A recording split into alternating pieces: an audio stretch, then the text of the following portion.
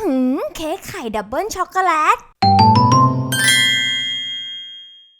สวัสดีค่ะยินดีต้อนรับเข้าสู่คุกอินทีวีค่ะวันนี้กลับมากับเมนูที่เพื่อนๆชื่นชอบกันนะคะนั่นก็คือเมนูเค้กไข่ไต้หวันนั่นเองแต่มาในสูตรใหม่นะในสูตรในวันนี้เนี่ยจะเป็นเค้กไข่ไต้หวันดับเบิลช็อกโกแลตนะคะก่อนอื่นนี่เดี๋ยวไปดูส่วนผสมกันก่อนเลยค่ะเริ่มต้นด้วยแป้งเค้ก95 กรัมนะคะตามด้วยไข่แดงจำนวน6ฟองตัวผงโกโก้25 กรัมนะคะน้ำมันพืช75 กรัมแล้วก็เกลือ1/4 ช้อนชานมสดอีก70 กรัมค่ะไข่ขาว6ฟองแล้วก็น้ำตาลทราย80 กรัมนะคะมาในส่วนของช็อกโกแลตคือช็อกโกแลตบาร์นะตัวนี้นะกับตัวช็อกโกแลตชิพนะคะใช้ได้ตามชอบเลยค่ะเป็นยังไงกันบ้างคะกับส่วนผสมแน่นอนว่ามีความแตกต่างจากสูตรเดิมเลยแค่เล็กน้อยเท่านั้นนะคะเปลี่ยนจากเนยเป็นน้ำมันเนาะสำหรับเพื่อนๆที่เตรียมส่วนผสมเรียบร้อยแล้วเนี่ยเดี๋ยวต่อจากนี้ไปดูวิธีทำกันเลยนะคะแล้วก็อย่าลืมนะกดติดตามช anel เราด้วยนะคะไปกันเลยค่ะเริ่มต้นด้วยเอาน้ำมันนะคะเทใส่หม้อนะคะเปิดไฟกลางนะแล้วก็รอให้ตัวน้ำมันของเรานะคะร้อนนะจนได้ถึงอุณหภูมิประมาณ65 องศานะคะจากนั้นเนี่ย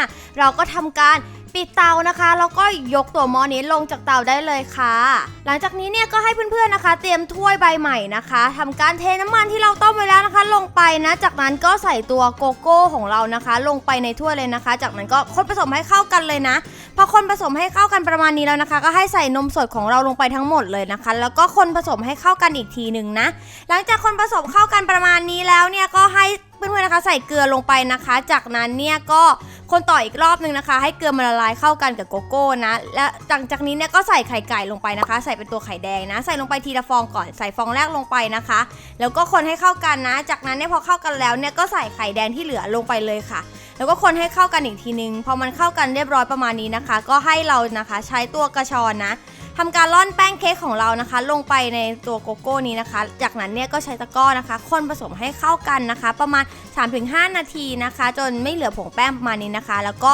รอพักไว้ก่อนได้เลยค่ะหลังจากนั้นเนี่ยเราก็มาเตรียมในส่วนของเมอร์แรงนะคะเตรียมถ้วยใบใหม่นะใส่ไข่ขาวของเรานะคะลงไปเป็นไข่ขาวแช่เย็นนะคะจากนั้นเนี่ยก็ใช้ตะกร้อไฟฟ้านะคะตีด้วยความเร็วปานกลางนะคะจนได้ฟองเหลวประมาณนี้นะแล้วก็ทยอยใส่น้ำตาลของเราทั้งหมดลงไปนะคะโดยการแบ่งใส่ทั้งหมดประมาณ3 รอบนะคะจนกว่าตัวน้ำตาลทรายของเราจะเทหมดนะคะแล้วหลังจากนี้เนี่ยก็ตีผสมต่อไปเรื่อยๆนะคะจนกว่าเมอร์แรงของเราจะได้ยอดประมาณนี้นะหลังจากตีได้ประมาณนี้นะคะก็ให้เราตักเมอร์แรงเศษ1/3นะคะลงไปในถ้วยแรกที่เราผสมแป้งกับช็อกโกแลตเอาไว้นะคะคนผสมให้เข้ากันนะคะประมาณนี้นะแล้วก็นำกลับไปเทใส่ในถ้วยที่มีเมอร์แรงอยู่นะคะแล้วก็คนผสมต่อให้เข้ากันประมาณนี้เลยค่ะเท่านี้เราก็จะได้แป้งเค้กสำหรับทำเค้กไข่ไต้หวันกันแล้วแต่ก่อนที่จะประกอบร่างเค้กไข่ของเราเนี่ยนะคะก็ให้เรานะคะนำตัวช็อกโกแลตบาร์นะคะมาหั่นนะคะให้ละเอียดประมาณนี้นะคะพอได้ประมาณนี้แล้วเนี่ยก็พักรอไว้ก่อนนะเตรียมถาดสำหรับ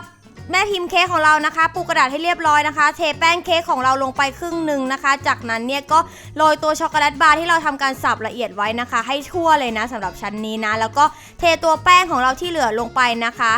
พอเทไปเรียบร้อยแล้วเนี่ยเกลี่ยหน้าให้เข้ากันนะคะแล้วก็เคาะไล่อากาศ2 ทีนะจากนั้นเนี่ยก็ให้เพื่อนๆเตรียมถาดใบใหญ่กว่าใบแม่พิมพ์เดิมนะคะเทน้ำเปล่าของเราลงไป2 เซนติเมตรจากนั้นก็เอาถาดแรกนะคะวางลงไปนะแล้วก็โรยหน้าด้วยช็อกโกแลตชิพนะคะแล้วก็นำเข้าอบความร้อน150 องศาเป็นเวลา80 นาทีเท่านี้เพื่อนๆก็จะได้เค้กไข่ของเราหน้าตาน่ารับประทานอย่างนี้นะคะรอให้เย็นนะจากนั้นก็นำมาตัดแบ่งนะคะประมาณ9 ชิ้นแบบที่เฟิร์นตัดแบบนี้ก็ได้นะคะหรือจะเล็กกว่านี้ก็ได้นะเท่านี้นะคะเพื่อนๆก็จะได้เค้กไข่ดับเบิลช็อกโกแลตหน้าตาน่ารับประทานแบบนี้เลยค่ะ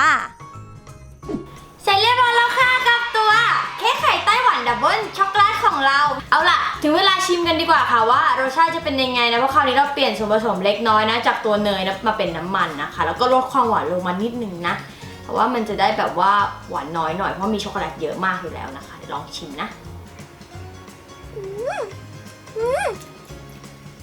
วันนี้อร่อยเหมือนกันค่ะ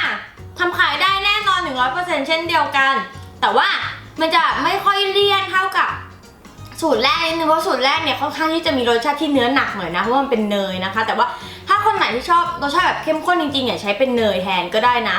ส่วนผสมเท่ากันเลยเปลี่ยนเป็นเนยแทนนะจ๊ะเอาละค่ะสำหรับวันนี้เนี่ยคนที่ชื่นชอบคลิปวิดีโอของเรานะคะอย่าลืมกดติดตามเราที่channelนี้นะแล้วก็กดไลค์ให้กับคลิปวิดีโอเราเยอะๆนะคะแล้วก็